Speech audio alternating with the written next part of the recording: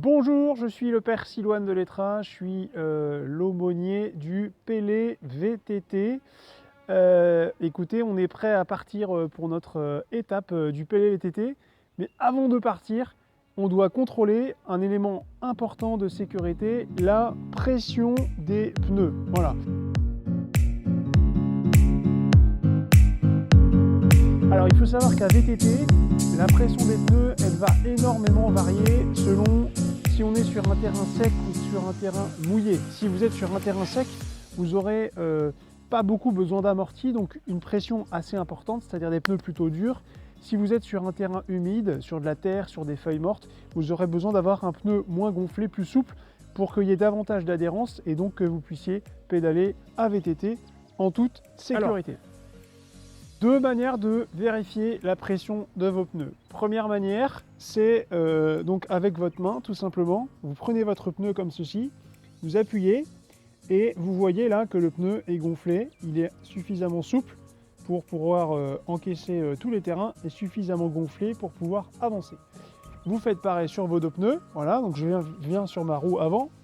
Et là, je vois qu'il y a un problème parce que je vois que mon pneu est mou et que si j'enfonce avec ma fourche, eh bien, le pneu s'enfonce aussi. Donc là, c'est très dangereux, puisque vous risquez non seulement une crevaison, mais aussi une chute. On va devoir donc remettre de la pression dans des pneus. Alors, comment remettre de la pression?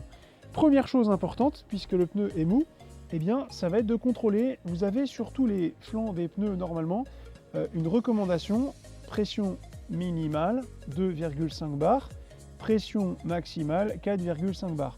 Donc, sur le manomètre de ma pompe, je vais devoir jouer entre les 2,5 qui sont ici et les 4,5 bars qui sont ici. Alors, j'ai un super staff qui va donc m'aider à regonfler mon pneu. Donc je vais voilà, mettre le raccord sur la valve comme ceci. Donc je vois sur mon raccord que j'ai grande valve et petite valve. Donc ça, c'est une grande valve que je vais pouvoir comme ceci disposer. Et ainsi, voilà, je pousse jusqu'au bout, j'active, je pousse, j'active, et là, je vais pouvoir regonfler à la bonne pression. Parfois, il faut tenir parce que, effectivement, l'embout ne tient pas toujours. Et donc, je vais eh bien, monter jusqu'au 2,5 bars. Alors, ma pompe à pied, je peux bien mettre mes deux pieds sur le support et donner toute son amplitude avec ses bras. Pendant que je regonfle, ce qui est très important, c'est que j'écoute si le pneu que je regonfle, il n'y a pas de l'air qui sort. Ce qui veut dire que je suis crevé. Ce sera l'objet d'une autre vidéo où je vous montrerai comment réparer une crevaison. Voilà. Donc ça, c'est parce que vous aviez de la chance. Avant de partir, vous vous êtes rendu compte que, parfait, on est à 2,5 bars. On a la pression minimale puisque le terrain est un peu gras. On va garder cette pression qui permettra de rouler en toute sécurité. Ça, c'est quand vous êtes chez vous tranquille. Mais il peut arriver que vous puissiez vous dire je pars à vélo rapidement et en cours de route, mince, j'ai oublié de contrôler ma pression. Eh bien, même chose, je vais contrôler avec mes mains avant et arrière. Voilà.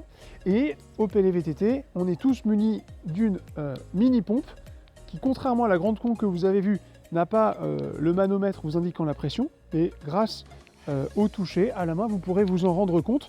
Voilà, donc chaque mini pompe est un petit peu réglée différemment.